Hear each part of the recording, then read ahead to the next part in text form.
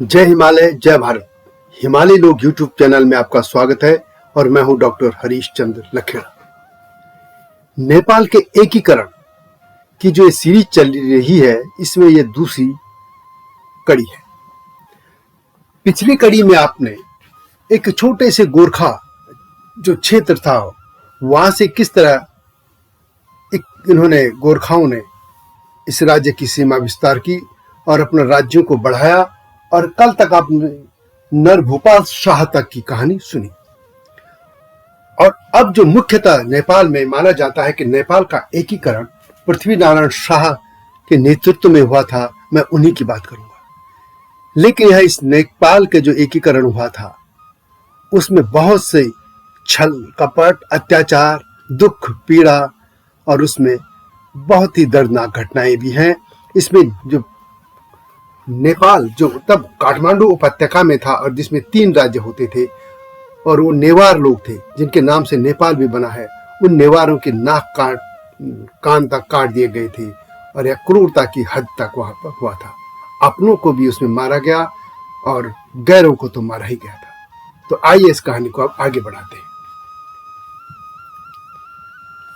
नरभूपाल सिंह जो शाह राजा थे, उनका 1742 में मृत्यु हो गई थी और उनके बाद उनके पुत्र पृथ्वीनारायण शाह को 20 वर्ष की आयु में गोरखा राज्य का सिंहासन प्राप्त हुआ। इसी समय उनके ससुर माकवानपुर के राजा ने संदेश भेजा कि वह माकवानपुर आकर अपनी रानी को ले जाए। जैसे कि मैंने पहले कहा था कि मध्य देश में तब प्रथा कुछ थी और उसमें विवाद हो गया था, तो वो उनकी पत्नी का जो है विदाई नहीं हुई थी।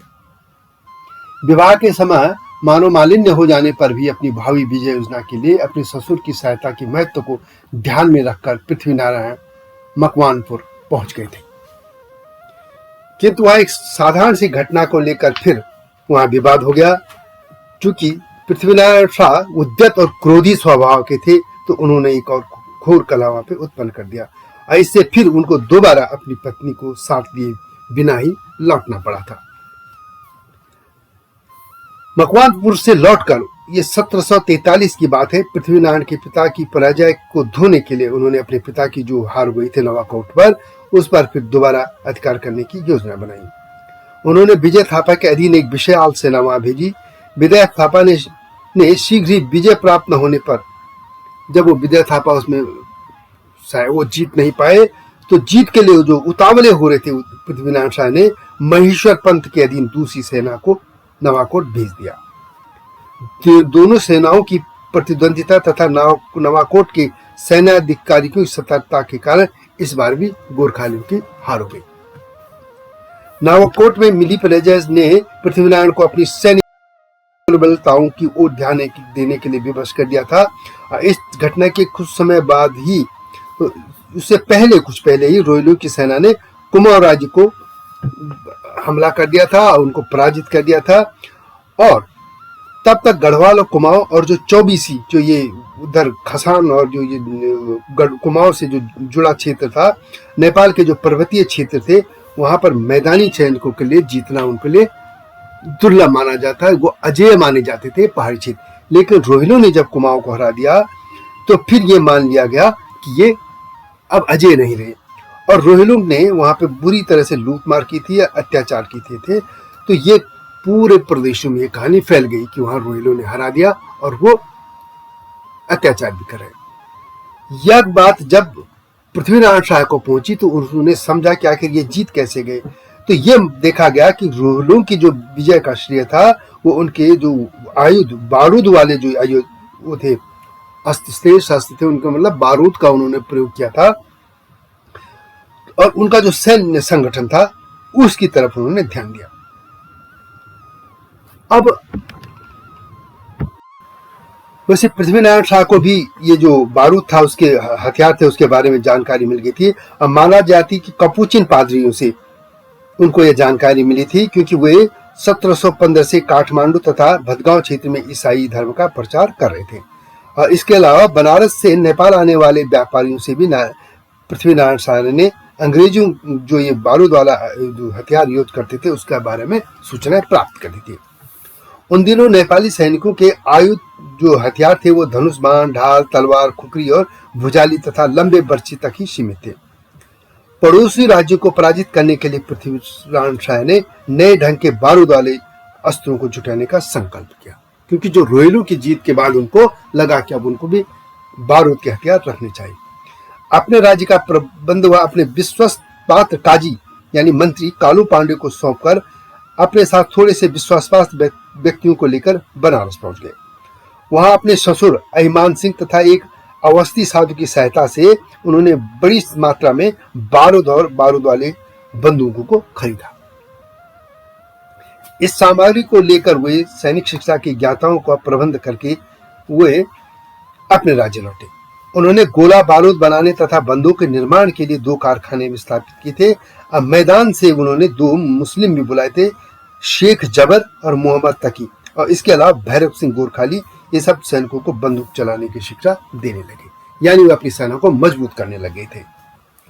पृथ्वीनारायण शाह ने प्रत्येक वयस्क मतलब जो जवान गोरखाली था उसको सैनिक शिक्षा प्राप्त करना उनके लिए अनिवार्य कर दिया था। इसके बाद वो नवाकोट की विजय की ओर फिर प्रयासरत हो गए। पृथ्वीराज ने अपने पड़ोसी नुमजुंग, तनहू और पाले के राजाओं से मैत्री स्थापित करके नवाकोट से होने वाले युद्ध के समय पर उनके द्वारा अपने पर राज्य पर आक्रमण की संभावना को टाल दिया था। जब उन्होंने नवाकोट पर 3 ओर से फिर आक्रमण किया और युद्ध में नवाकोट की सेना को पूर्णतः पराजित करके अंततः पृथ्वीनारायण शाह ने नवाकोट को अपने राज्य में मिला लिया। वो बहुत क्रोधी थे, जैसे मैंने कहा, तो उन्होंने पृथ्वीनारायण ने नवाकोट की बची हुई सेना से अत्यंत बर्बरता पूर्वक बदला लिया। उन्होंने अपने पिता के पुराने सेना नायक एवं शत्रु के आश्रय में रहने वाले जयंत राणा को कि उन्होंने उनकी जीवित ही खाल उतरवा दी थी, उनको मारने का आदेश दिया था। न्याय, अन्याय एवं उचित अनुचित की चिंता न करके पृथ्वीनारायण शाह ने पराजित शत्रुओं के साथ घोर अमानुषिक व्यवहार किया। सैनिक, व्यापारिक तथा उर्वरता की दृष्टि से नवाकोट का बड़ा महत्व था। इस पर अधिकार प्राप्त करने के बाद पृथ्वीनारायण शाह ने नेपाल उपत्यका यानी काठमांडू घाटी पर कब्जा करने की योजना बनाई। और ये काठमांडू राज्य जो थे, वहां 3 राज्य थे, वो तिब्बत से जो व्यापार होता था उन्होंने उस रास्ते को बंद कर दिया। पृथ्वीनारायण शाह ने नवाकोट के लिए अपने वहां पे उन्होंने एक बड़ा सा महल भी बना, जिसको राज प्रसाद भी कहते हैं, वो बनवाया था। अब पृथ्वीनारायण शाह की नजर जो है काठमांडू घाटी पर थी। उन्होंने काठमांडू के राजा से निपटने की सोची। सीधे आक्रमण का अवसर देखकर उन्होंने कूटनीति का आश्रय लिया। उन्होंने अपने दूतों से झूठे पत्र लिखकर काठमांडू नरेश जयप्रकाश मल्ल के हृदय में उनके कई उच्च अधिकारियों के प्रति संदेह उत्पन्न करा दिया। जब उसने पूरी छानबीन किए बिना नहीं, जो मल्ल राजा था, उसने अपने कई राजाधिकारियों को प्राणदंड दे दिया।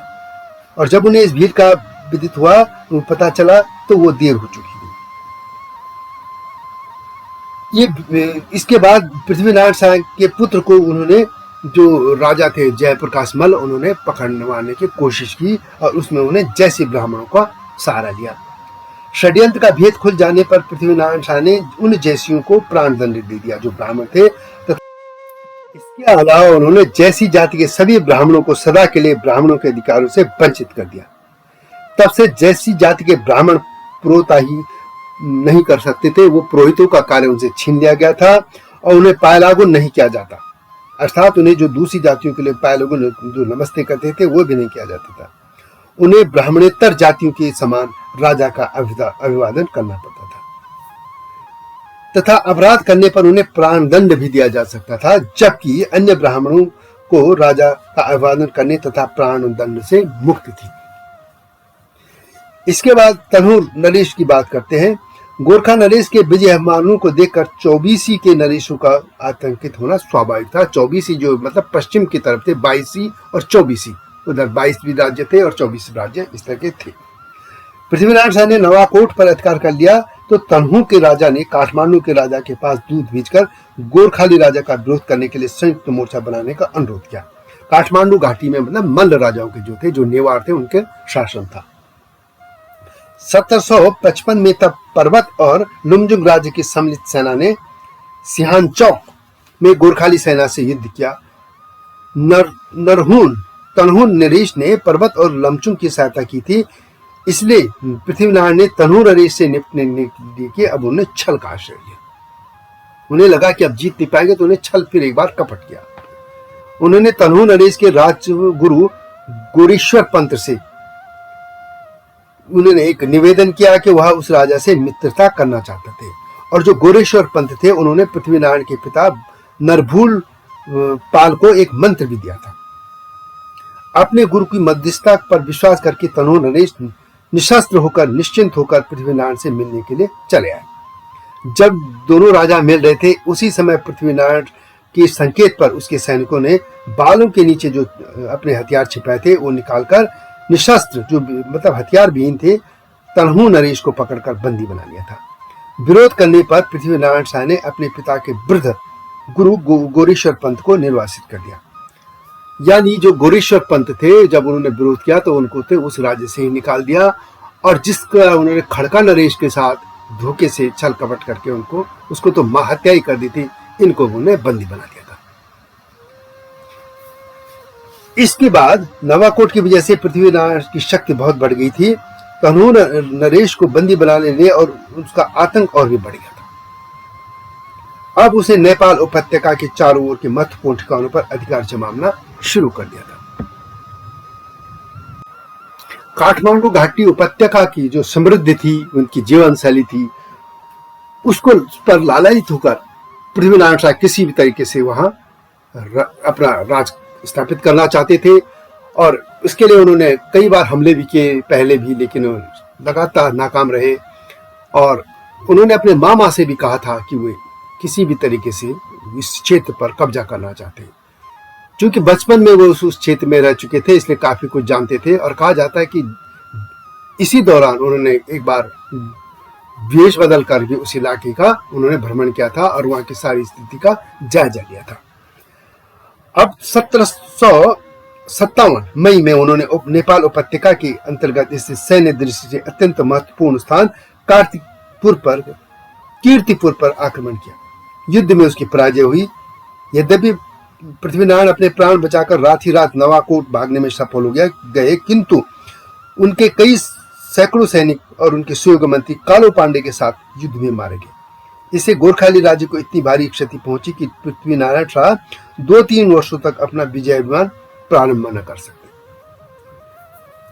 इधर पृथ्वीनारायण शाह ने पर्वतीय प्रदेश में स्थित नेपाल उपत्यका के चारों ओर के ठिकानों पर अधिकार करके उपत्यका के आवश्यक सामग्री का जाना बंद कर दिया था। फिर भी मकवानपुर की तराई के मार्ग से कुछ सामग्री उपत्यका में पहुंचती थी। यह उनकी ससुराल भी थी, जहां से उनकी पत्नी की अब तक विदाई नहीं हो पाई थी। 1762 में पृथ्वीनारायण ने मकवानपुर पर आक्रमण करने के लिए एक सेना भेजी। तब तक उनके ससुर का देहांत हो चुका था। मकवानपुर पर उनके साले का राज्य था। युद्ध में गोरखालियों की विजय हुई। मकवानपुर के राजा को सपरिवार बंदी बनाकर नवाकोट भेज दिया गया। मतलब अपने साले को ही, सगे साले को उन्हें बंदी बना दिया था। मकवानपुर को गोरखाली राज्य में मिला दिया गया। मकवानपुर के दुर्ग में गोरखाली सेना को बहुत सी बंदूकें, अस्त्र तथा बहुत सारा धन भी मिला था। युद्ध के पश्चात मकवानपुर के प्रमुख व्यक्तियों की गोरखालियों ने खुखरियों से उनको काट डाला था। कुछ को फांसी पर लटका दिया था तथा कुछ को बंदी बना दिया गया था। यानी उन्होंने अपने ससुराल में यह किया था। उनके अवयस्क पुत्र पुत्रियों को सार्की हरिजनों को सौंपकर जातिच्युत कर दिया गया था। अपने ससुराल के साथ जिनके सामने ये किया था। मकवानपुर के राजा का एक भाई 1780 में बंदी गृह से भागकर बेतिया पहुंच गया था। ईस्ट इंडिया कंपनी ने उनके जीवन यापन के लिए 2 गांव थे। एक नेपाली इतिहास लेखक ने पृथ्वीनारायण के इस कुकृत्य पर लीपापोती करते हुए उसे नेपाल के शत्रु अंग्रेजों की कल्पना मात्र बताया। वैसे नेपाल के लोग अधिकतर चीजों में जो भी उन्होंने क्रूरताएं की, चाहे गढ़वाल हो, कुमाऊं में हो या हिमाचल में, उसको ये यही अंग्रेजों के बताते हैं। लेकिन ऐसा नहीं है। यहाँ तक कि जगमाल गुरुंग इतिहासकार भी कहते हैं इन सत्य घटनाओं को, ये नेपाल के आज के भी इतिहासकार हैं, उन घटनाओं को सत्य मानते हैं। वैसे ऐसी जो लीपापोती नेपाल के इतिहासकारों ने की है, उसको इतिहास को भी क्षमा नहीं कर सकता। मकवानपुर की विजय के साथ ही गोरखालियों ने तिमाल और सिंधुलीगढ़ पर अपना अधिकार जमाकर नेपाल उपत्यका में तराई की ओर से आवश्यक सामग्री के प्रवेश का द्वार बंद कर दिया था। इधर मकवानपुर पर पृथ्वीनारायण शाह का अधिकार हो जाने से आतंकित होकर पड़ोस के राजा कनक सिंह ने बंगाल के नवाब मीर कासिम से फरियाद की। मीर कासिम के सेना नायक गुरगिन खां को अपने सैनिकों की शक्ति तथा तोप खाने की कुशलता पर बड़ा गर्व था। उसे नेपाल की सोने की खानों की भी चर्चा सुनी थी और इसलिए वह अपनी सेना और तोप खाने का कौशल दिखाने तथा सोने की खानों को हथियाने की लिए उत्सुक था। नवाब की आज्ञा से उसने मकवानपुर पर आक्रमण कर दिया, किंतु गोरखाली सैनिकों ने उस खान की लगभग सारी सेना को काट डाला। अपनी बंदूकों, तोपों और दूसरी युद्ध सामग्री कई ढेरों से उन्होंने खान को वहां से भागने पर मजबूर कर दिया और वह पटना भाग गया। पृथ्वीनारायण की सेना ने सारी सामग्री पर उसका जो था वो कब्जा कर लिया था। इसके बाद पृथ्वीनारायण शाह ने अब नेपाल उपत्यका के महत्वपूर्ण नगर कीर्तिनगर को लक्ष्य बनाकर अपना विजय अभियान प्रारंभ किया। 1763 में शाह ने धुलिखेत, चौकोट, पनौती, खडियापुर तथा बेनपा पर अधिकार करके समस्त बेनपा उपत्यका को अपने अधिकार में दे दिया था। उनकी बढ़ती हुई शक्ति से आतंकित होकर नुमजुंग सहित 24 की जो ठकुरियों की जो सम्मिलित सेना ने उसके राज्य पर आक्रमण कर दिया, किंतु उसे गोरखालियों ने पराजित करके उनको भगा दिया। 1764 के असूज महीने में यानी आश्विन में पृथ्वीनारायण के भाई सूर्यप्रताप के नेतृत्व में गोरखाली सेना ने कीर्तिपुर पर दूसरी बार आक्रमण किया, किंतु कीर्तिपुर के सैनिकों के सम्मुख गोरखालियों का कुछ बच न चला। सूर्यप्रताप के आंखों पर तीर लग जाने पर उसकी एक आंख में तीर लग गया था तथा कई गोरखाली सरदारों के मारे जाने के कारण गोरखाली सेना को पीठ दिखाकर भागना पड़ा था।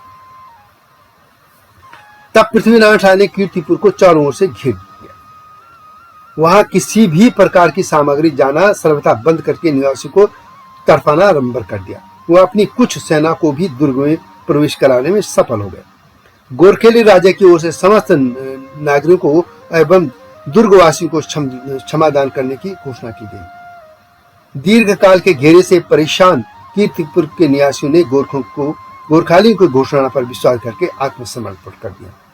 2 दिन बाद पृथ्वीनारायण शाह ने नोआकोट से अपने भाई स्वरूप रत्न के लिए आदेश भिजवाया कि गोद के बच्चों को छोड़कर कीर्तिपुर के समस्त नागरिकों के होंठ और नाक को काट दिया जाए। केवल उन व्यक्तियों को जिनका काम बीन बजाना है इनको छोड़ दिया जाए, क्योंकि बीज बजाने के लिए होंठों का होना आवश्यक है। काटे होंठों और नाकों को संभाल कर रखा जाए, मैं उन्हें आकर देखूंगा। नगर के सम्मुख व्यक्तियों को प्राण दंड दिए जाए तथा कीर्तिपुर का नाम बदलकर नासकटापुर यानी नाक नासिका कटा हुआ वाला उसको रख दिया जाए। यह इतिहास के दुखद पन्ने हैं। उत्तराखंड के इंसाइक्लोपीडिया जाने वाले डॉक्टर शिव प्रसाद डबराचार्य अपनी पुस्तक उत्तराखंड का राजनीतिक एवं सांस्कृतिक इतिहास भाग पर गोरख्यानी में लिखते हैं कि पृथ्वीनारायण शाह के इस आदेश का भीषण क्रूरता एवं बर्बरता के साथ पालन किया गया। यह नेवारों पर गोरखालियों का अत्याचार था, जिसमें उनके नाक काट दिए गए थे। और यह बात एक इंटरव्यू में खुद जगमाल गुरुंग के मुंह से भी मैंने ये बात सुनी थी कि गोरखाली सेना ने नेवारों के नाक कान हाथ काट दिए थे। इसलिए इस सत्य को आज के नेपाल के लोग नकार नहीं सकते हैं। इस तरह पृथ्वीनारायण शाह के आदेश का पूरी तरह पालन किया गया। कई व्यक्तियों ने विकृत जो उनकी चेहरा हो गया था और ऐसी हालत में जीवित रहने के बजाय उन्हें आत्महत्या करना स्वीकार कर लिया था और वो आत्महत्या कर दी थी बहुत से लोगों ने। पादरी माइकल ए जिल्लो ने नगर के इस तरह के अभागे जो व्यक्ति थे उनको दया दिखाने के लिए बहुत प्रयत्न भी किए, परंतु उसमें प्रार्थना भी की थी उससे शाह से, मगर किसी ने ध्यान नहीं दिया। कहते हैं कि कटे हुए होंठों और नाकों का भार 70 धरनी निकला था। धरनी या उस जमाने की जो वो था माप नापने का कोई ये रहा होगा उनका। इस प्रकार विकृत जो उनकी हालत हो गई थी, अनेकों सैकड़ों सहस्त्रों हजारों लोग अपनी चिकित्सा के लिए कपुचिन पादरियों के पास पहुंचे थे। होंठ और नाक कटवाने के कारण उन जीवित व्यक्तियों की मुखाकृति जो है मृतकों की खोपड़ियों के समान दिखाई देती थी। पृथ्वीनारायण शाह के इस जघन्य कृत्य पर लीपापोती करना व्यर्थ है, क्योंकि उनकी राज्यसभा के कवि ललित वल्लभ ने अपनी पृथ्वी चंद्र वर्णोदय काव्य में उनके इस कुकृत्य का भी उसकी प्रशस्ति के रूप में वर्णन किया है। मतलब उनके जो चारण कवि थे उन्होंने इस कुकृत्य को भी उन्होंने महिमा मंडित करके लिखा है, लेकिन उल्लेख हुआ है, इस घटना को हम नकार नहीं सकते। इस तरह कीर्तिपुर उनके कब्जे में आ चुका था। नवाकोट माखनपुर पर वो पहले ही अधिकार कर चुके थे और नेपाल उपत्यका के एक हिस्सा के अलावा जो बाकी था उसकी चारों ओर उन्होंने घेरा डाल दिया था। पृथ्वीनारायण शाह ने नेपाल उपत्यका और ईस्ट इंडिया कंपनी के मध्य होने वाले व्यापार को भी बंद कर दिया था, क्योंकि दक्षिण तराई की तरफ माकवानपुर पर भी उनका अधिकार हो चुका था। नेपाल उपत्यका के नेवारों के जो नरेश उन्होंने कंपनी के गुमास्तुओं को तथा अन्य व्यापारियों को व्यापार की वहां सुविधा दी थी। नेपाल उपत्यका के घिराव से नेपाल के तीनों राज्यों बदगांव, पाटन और काठमांडू के लिए भीषण आर्थिक संकट उत्पन्न हो गया था। काठमांडू के नरेश जयप्रकाश मल्ल ने किसी प्रकृति नरेश से सहायता मिलने की संभावना ने देखकर 1767 में अपने वकील को पटना भेजकर कंपनी से पृथ्वीनारायण शाह के विरुद्ध सहायता मांगी थी। पृथ्वीनारायण शाह ने भी जयप्रकाश मल्ल की गतिविधियों का अनुमान या पता लगाकर कंपनी के पास एक पत्र भेजा था, जिसमें उन्होंने पटना आकर कंपनियों के अधिकारियों से मिलने की इच्छा प्रकट की थी, यानी अंग्रेजों से। संभवतः उनकी इच्छा ये थी कि कंपनी और जयप्रकाश मल्ल के मध्य सैनिक समझौता न हो सके। जयप्रकाश मल्ल अपनी सहायता के लिए भेजने वाली कंपनी के सेना का व्यवहार उठाने के लिए तैयार थे। उनकी सहायता करने के लिए कंपनी ने व्यापार संबंधी और भी सुविधाएं ताकि उनको प्राप्त हो सकती थी, क्योंकि यदि कंपनी उनकी मदद करती तो उनको व्यापार करने का और वहां रास्ता मिलता।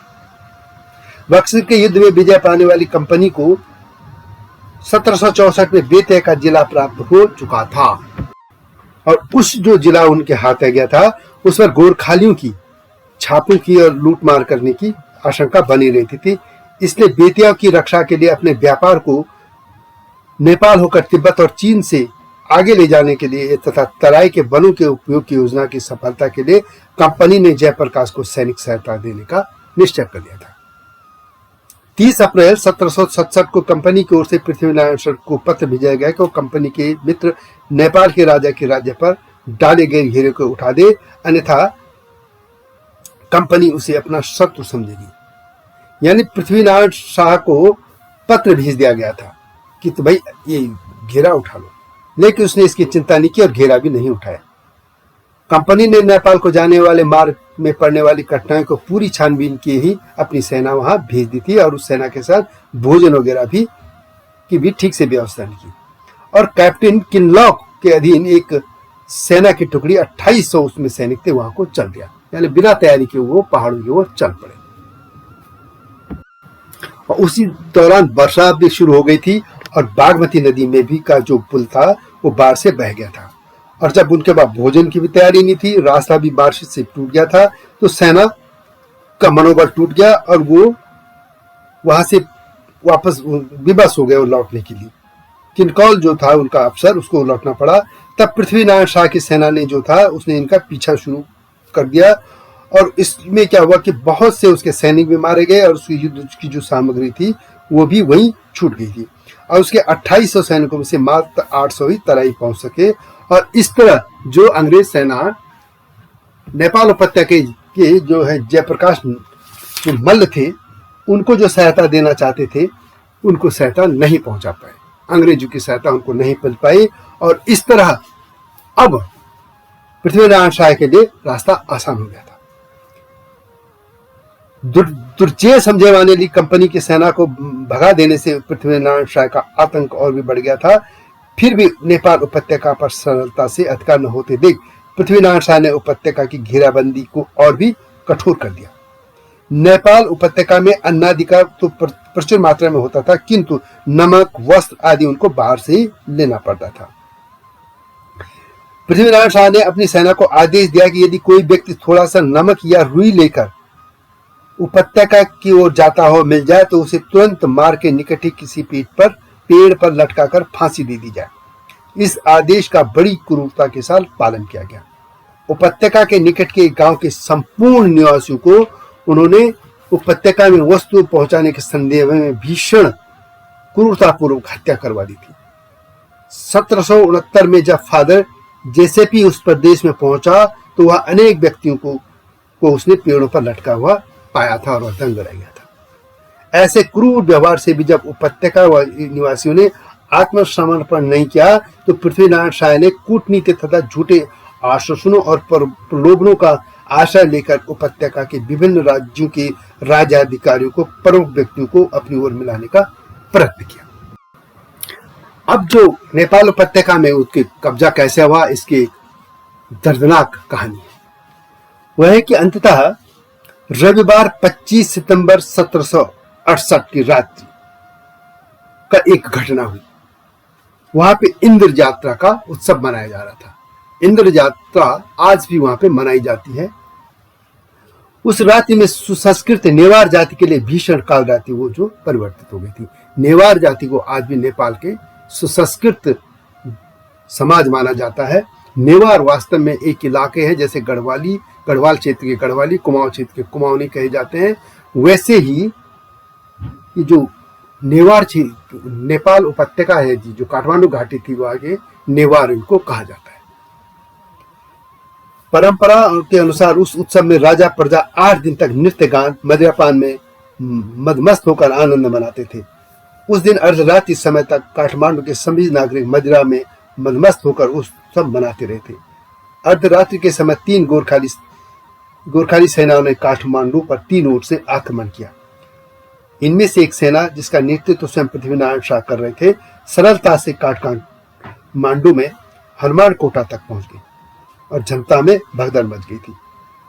वहां राजा जयप्रकाश मल्ल के लिए जो सिंहासन सजाकर लगाया गया था वहां पर पृथ्वीनारायण शाह जाकर बैठ गए। गोरखाली सेना ने आकर उनका अभिवादन किया। अन्य कोई उपाय न देकर काठमांडू के नागरिकों ने भी धीरे धीरे आकर पृथ्वीनारायण शाह को राजा के रूप में अभिवादन करना प्रारंभ कर दिया था। जयप्रकाश मल्ल प्राण बचाकर अपने थोड़े से सैनिकों के साथ पाटन के राजा तेज नरसिंह की शरण में चले गए, किंतु वहां भी पृथ्वीनारायण शाह के आक्रमण की आशंका से और राजा अधिकारी को पृथ्वीनारायण से प्रभावित समझकर उसे कुछ दिन पश्चात वहां से भाग जाना पड़ा। गोरखालियों के भय से जयप्रकाश मल्ल और तेज नरसिंह भी वहां से चले गए और उन्होंने भादगांव के राजा रणजीत मल्ल की शरण में वे चले गए और उन्होंने वहां शरण ले ली। अब तक ये जो आपस में लड़ते रहने वाले थे नेपाल उपत्यका के राजा, ये तीनों मल्ल नरेशों को तब बुद्धि आई थी, सद्बुद्धि, जब वे सपना सब कुछ खो चुके थे। पृथ्वीनारायण शाह के सैनिकों ने तब पाटन पर आक्रमण किया। कुछ दिन तक छुटपुट युद्ध रहे जिसमें सैकड़ों व्यक्तियों को प्राण गए। पृथ्वीनारायण शाह ने घोषणा की कि यदि नगरवासी 5 दिन के अंदर आत्मसमर्पण नहीं करेंगे तो उनकी नाक और दाहिने हाथ काट दिए जाएंगे। भयभीत होकर नागरिकों ने 5 दिन पूर्व भी आत्मसमर्पण कर दिया था। 2-3 माह तक नगरवासियों ने संतोषजनक व्यवहार किया गया। इन्होंने गोरखालियों ने उनके साथ संतोषजनक व्यवहार किया लोगों के साथ।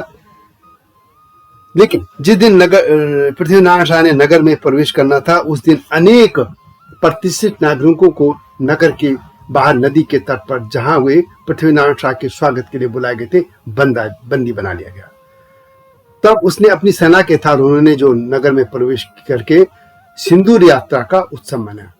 जब पृथ्वीनारायण शाह पाटन के राजप्रसाद में चले गए तो उनके सैनिकों ने प्रतिष्ठित नागरिकों के घरों में उनके घरों को ताले तोड़कर उनकी सभी सामान को लूट लिया था। नगर में भारी आतंक फैल गया। जितने प्रतिष्ठित नागरिक पकड़े जा सके उन सबका पृथ्वीनारायण शाह के अनुसार वध करने के पश्चात उनके शवों के साथ अत्यंत विभत्स व्यवहार किया गया। मतलब ये नहीं था कि गढ़वाल कुमाऊं में उन्होंने नेवारों के साथ भी बहुत अन्याय किया था। काठमांडू घाटी के जो नेवार राजा वे उदार थे और उन्होंने कपूचिन पादरियों को वहां पे बसने और धर्म का प्रचार करने की सुविधा दी थी। 1715 में काठमांडू में पहली बार जो है गिरजाघर की स्थापना भी हुई थी। अब भादगांव के राजा ने उन्हें उसी प्रकार की सुविधा प्रदान की थी। कीर्तिपुर आक्रमण के समय पृथ्वीनारायण का भाई स्वरूप रत्न आहत हो गया था, वह घायल हो गया था और पादरी माइकल एंजेलो ने ही उसकी इलाज किया था और वह ठीक हुआ था। इसलिए पृथ्वीनारायण शाह ने पादरियों का वो कृतज्ञ होना चाहिए था उसको, पृथ्वीनारायण शाह को। लेकिन चिनकौल के आक्रमण के समय पादरियों ने कंपनी को नेपाल पर आक्रमण करने का सुझाव दिया था। इसलिए पाटन पर अधिकार करने के बाद पृथ्वीनारायण ने कपुचिन पादरियों को अपने नेवार अनुयायियों के साथ उपत्यका से चले जाने का आदेश दिया। वे 10 फरवरी 1769 के दिन बेतिया चले गए, जहां उनकी संतान अब तक रहती है। जो कश्मीरी गुसाई और फकीर व्यापारी कंपनी के राज्य और नेपाल के मध्य व्यापार करते थे, जिन्होंने कंपनी के अधिकारियों को नेपाल पर आक्रमण करने का सुझाव दिया था, उन्हें भी पृथ्वीनारायण शाह ने नेपाल उपत्यका से निकाल दिया। वे जानते थे पृथ्वीनारायण शाह कि गोरे व्यापारियों के साथ गोरे सैनिक पहुंचते हैं और शीघ्र वे व्यापार के साथ ही धरती पर भी अधिकार कर लेते हैं। इसलिए नेपाल उपत्यका से पृथ्वीनारायण शाह ने उनको हटाना उचित समझा। और जब इधर क्या हुआ कि अंग्रेज यानी जो ईस्ट इंडिया कंपनी थी वो भी समझ गई थी कि अब पृथ्वीनारायण शाह को वहां से हटा पाना मुश्किल है, तो उन्होंने उनके साथ संबंध सुधारने शुरू कर दिए ताकि वो व्यापार कर सके, क्योंकि वो व्यापार ही थे। वास्तव में अंग्रेज व्यापार ही करने आए थे और व्यापार के नाम के साथ साथ वे दुनिया अपने जमीन को भी कब्जा रहे थे। इस तरह उन्होंने जून 1770 में जेम्स लोगान को नेपाल भेजा और कि दोबारा व्यापार किया जा सकते, लेकिन चूंकि अंग्रेजों की सेना किल्लोक के नेतृत्व में पराजय हो चुकी थी और उसे दोबारा अंग्रेजों ने सेना नेपाल नहीं भेजी। और इस तरह जो पृथ्वीनारायण शाह थे उनको अपने जो पड़ोसी राज्य थे उनको पराजित करके या उनका राज्य हड़पने की पूरी छूट मिल गई थी। इन राज्यों के राजाओं की ओर से बार बार कंपनी से सहायता मांगी गई, किंतु कंपनी ने पर्वतीय राज्यों के झगड़ों में पड़ना उचित न समझा। जिस तरह वे भारत के मैदानी क्षेत्रों के राजाओं को युद्ध में बीच में पड़ जाते थे, उन्होंने पहाड़ के राज्यों में इस जो झगड़े थे उसमें बीच में नहीं पड़े और इससे पृथ्वीनारायण शाह एक स्वच्छंद होकर उनके राज्य को हड़पते चले गए। नवंबर 1771 के दिन पृथ्वीनारायण शाह ने अब भादगांव पर आक्रमण किया। काठमांडू, पाटन और भादगांव के तीनों मल्ल राजाओं का अपना पिछला बैर भुलाकर भादगांव के दुर्ग में थे। भादगांव के राज परिवार से पृथ्वीनारायण की बचपन से मित्रता चली आ रही थी।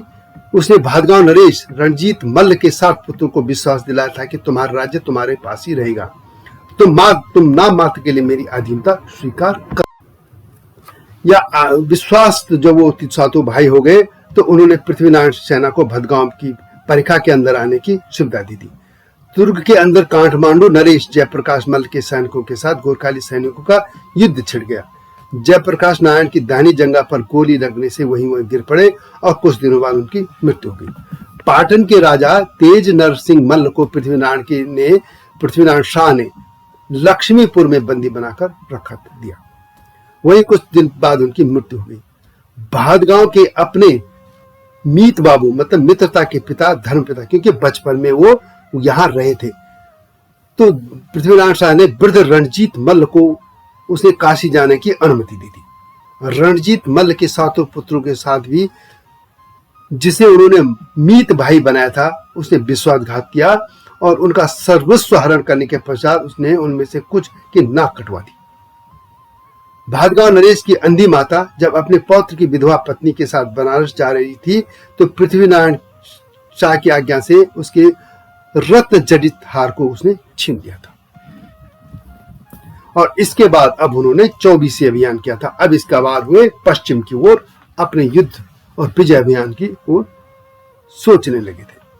1770 में नेपाल उपत्यका की विजय के बाद पृथ्वीनारायण शाह ने एक एक करके रीसिंग, धीरिंग और भीरकोट को जीतकर ग्रहकोट में तनहू के राजा को पराजित किया।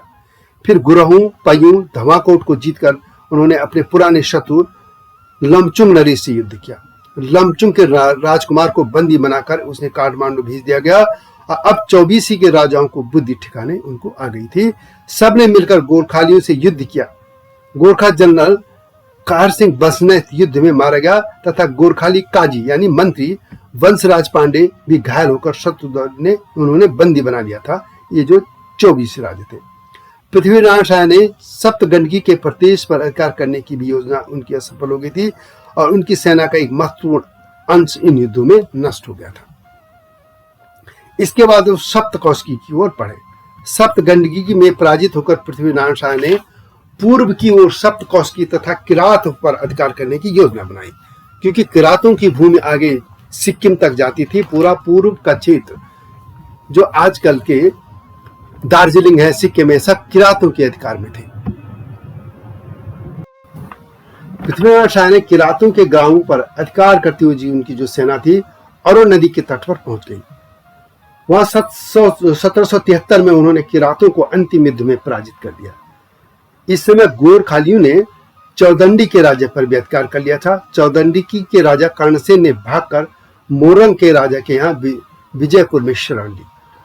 अरुण तरह तुमर नदियों की मध्यवर्ती उपत्यका तथा किरात देश के उत्तर की ओर स्थित लिम्बुआन या 10 लिम्बू प्रदेश की छोटी छोटी ठकुराइयों ने पृथ्वीनारायण शाह की अधीनता स्वीकार कर ली। गोरखाली राज्य की सीमा अब पूर्व की ओर तमोर नदी के दाहिने तट तक पहुंचकर सिक्किम की सीमा से मिल गई थी। करणसेन ने मोरंग में षड्यंत्र रचकर मोरंग के राजा को मरवा दिया और उसके राज्य पर अधिकार कर लिया। इस पर पृथ्वीनारायण ने मोरंग के पूर्व जो पहले के राजा को अपना संबंधी बताकर मोरंग पर अधिकार कर लिया और उसका प्रबंध अपने सेनानायक अभिमान सिंह बसनेत को सौंप दिया। इधर पृथ्वीनारायण जिन नरेशों को राज्यों को छीनते थे उनसे कई ने इस कंपनी से माने अंग्रेजों से सहायता भी मांगी थी, लेकिन अंग्रेजों ने किनकौल के पराजय के पश्चात ने गोरखाली जो राजा थे उनसे भिड़ने का विचार ही त्याग दिया था और उनको प्रसन्न रखकर अपना व्यापार चालू करने में वो प्रयत्नशील रहे। पृथ्वीनारायण शाह ने भी अंग्रेजों के साथ दोस्ती कर ली थी और वे भी उनसे अच्छे संबंध बनाकर अपनी विजय योजना को निशंक होकर चलाना चाहते थे। 1774 में वारेन हेस्टिंग और पृथ्वीनारायण ने मिलजुल कर हरिद्वार से तराई होकर बंगाल में लूटमार मचाने वाले नागा सन्यासियों के दमन का प्रयत्न किया था। इसी वर्ष बनारस के राजा चेत सिंह वाली घटना हो जाने पर वहां पे तराई के पास विजयगढ़ के पहाड़ी दुर्ग पर अधिकार कर लिया था बिल्पकारियों ने। तो पृथ्वीनारायण शाह ने हेस्टिंग की पत्नी के अनुरोध पर बिल्पकारियों के विरुद्ध एक सेना भेजी थी, जिसे हेस्टिंग ने पृथ्वीनारायण शाह को अपना परम मित्र बनाकर उसे धन्यवाद दिया था। इस तरह अंग्रेजों से उनकी दोस्ती हो गई थी और वे एकजुट होकर अपने निश्चिंत होकर पहाड़ी राज्यों को अपने शासन में मिलाते जा रहे थे। लेकिन 10 जनवरी 1775 की रात में पृथ्वीनारायण शाह की मृत्यु हो गई। उनका सारा जीवन का जो बड़ा हिस्सा था उनका राज्यकाल का वो युद्ध में बीता। अपनी मृत्यु से पहले उन्होंने अनेक छोटी छोटी ठकुराइयों को जीतकर वर्तमान नेपाल के लगभग 2/5 भाग पर एक छत्र राज्य की स्थापना कर ली थी। वो एक ऐसी सैनिक परंपरा स्थापित कर गए थे जिसने 32 वर्ष के अंदर गोरखाली राज्य को सीमा पश्चिम में कांगड़ा तक पहुंचा दी थी। वह वीर, साहसी, उद्यत, युद्ध विद्या तथा कूटनीति में कुशल और अपने लक्ष्य के प्रति वो थे सक्रिय थे और किसी भी भले बुरे साधन को अपनाने के लिए वे तैयार रहते थे। वे पड़ोसी राज्यों के राज्याधिकारियों में फूट डालने तथा उन्हें आकर्षक प्रलोभन देकर अपने पक्ष में मिलाने में कुशल थे। विभिन्न राज्यों की लूट से उनके हाथ जो भी पैसा धनराशि लगती थी यह उनको मिलता था। इससे उनकी कोष भी समृद्ध होता गया और पड़ोसी राज्यों के अनेक युद्ध प्रिय एवं साहसी व्यक्ति उनकी सेना में निरंतर भर्ती होते रहते थे। वह स्वयं परखे हुए एक सैनिक थे तथा सैनिकों एवं सैन्याधिकारियों को वे सम्मान करते थे। वे भी उनके आदेश अनुसार कठोर से कठोर एवं क्रूर से क्रूर कार्य करने को तत्पर रहते थे। उनके सम्मुख पराजित शस्त्रों के जीवन का कोई मूल्य न था। पृथ्वीनारायण शाह के सम्मुख पराजित शस्त्रों के जीवन का कोई महत्व और मूल्य न था। ये जो सैनिक थे वे पृथ्वीनारायण शाह के आदेश पर पराजित शस्त्रों की नाक, होंठ तथा काटने तथा उनके जीवित रहते ही खाल उतारने में भी झिझकते नहीं थे। तो उनकी सेना में लगभग 50,000 सुशिक्षित और अनुभवी सैनिक थे, जिसमें से लगभग 20,000 तो नेपाल उपत्यका में वे रखते थे। से 30,000 जिन दिनों में युद्ध नहीं होता था वे अपने गांव में खेती करते थे और वे समकालीन नरेशों की शक्ति का अनुमान लगाने में भी कुशल थे। वह भली प्रकार जानते थे कि उत्तर में चीन से प्रभावित तिब्बत से तथा दक्षिण में ईस्ट इंडिया कंपनी और उसके आश्रित राजाओं से छेड़ना या युद्ध करना अनिष्टकारी सिद्ध होगा, इसलिए उन्होंने अपने संबंध बिना बिगाड़े हुए अपनी योजनाओं को चालू रखा। उन्होंने मुद्रा के प्रश्न को लेकर तिब्बत से भी संबंध नहीं बिगाड़े। वे शिक्षित न होने पर भी विद्वानों के आश्रयदाता थे। उनकी राज्यसभा में अनेक विद्वान रहते थे।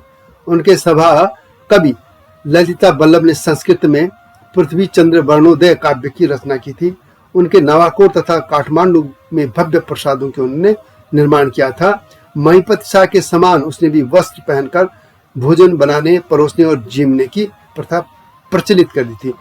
यानी उत्तराखंड में जो महिपत शाह ने सरोला प्रथा की थी, उन्होंने वही अपने यहाँ भी किया था। उन्होंने अपने बर्बर सैनिकों के द्वारा सुसंस्कृत नेवार जाति के राज्यों को छीनने में सफल रहे। यद्यपि वो अपने वंशज नेपाल में एक छत्र राज्य की स्थापना में सफल हो गए, किंतु नेवार नरेशों के शांतिपूर्ण शासन में नेपाल उपत्यका में जो सांस्कृतिक विकास हुआ था वह उनके कठोर सैनिक शासन में रुद्ध और उसका पतनोन्मुख हो गया था, यानी वो पतन होता चला गया। तो यह थी पृथ्वीनारायण शाह के कार्यकाल की युद्ध और उनको नेपाल के एकीकरण की योजना। इसके बाद आगे की कहानी अगली वीडियो में बताऊंगा। अगली कड़ी में यह होगा कि पृथ्वीनारायण शाह के जो वंशज थे उन्होंने किस तरीके से गढ़वाल, कुमाऊं और हिमाचल प्रदेश तक अपनी सीमा बढ़ाई थी, पश्चिम में और पूर्व में कैसे वे सिक्किम तक पहुंच गए थे और किस तरह उन्होंने अंग्रेजों से फिर उनको ये जो राज्य था वो खोना भी पड़ा था। अंग्रेजों से किस तरह ये गोरखाली सेना हार गई थी और किस तरह नेपाल की जो सीमा थी वो पश्चिम में काली नदी और पूर्व में तीस्ता तक सिमट गई थी। तो यह थी नेपाल के एकीकरण की दूसरी कड़ी। इसमें पृथ्वीनारायण शाह, जिनको श्रेय दिया जाता है कि नेपाल का एकीकरण उन्होंने किया, उनकी वीरगाथा, उनकी क्रूरता, छल कपट और उनकी अच्छाई बुराई सभी चीजों को सामने रखने का प्रयत्न किया गया है। वीडियो अच्छी लगे तो कमेंट में अवश्य लिखें और इसको शेयर भी अवश्य कीजिएगा। आप जानते हैं कि हिमालय क्षेत्र के इतिहास, लोक भाषा, संस्कृति, कला, संगीत, धरोहर आदि को देश दुनिया के सामने रखने के लिए हिमालय लोक चैनल लाया गया है। वीडियो अच्छी लगे तो शेयर अवश्य कीजिएगा और इसके टाइटल सॉन्ग और अंतिम सॉन्ग को भी सुनिएगा, इसी चैनल में है। अगली वीडियो की प्रतीक्षा कीजिए।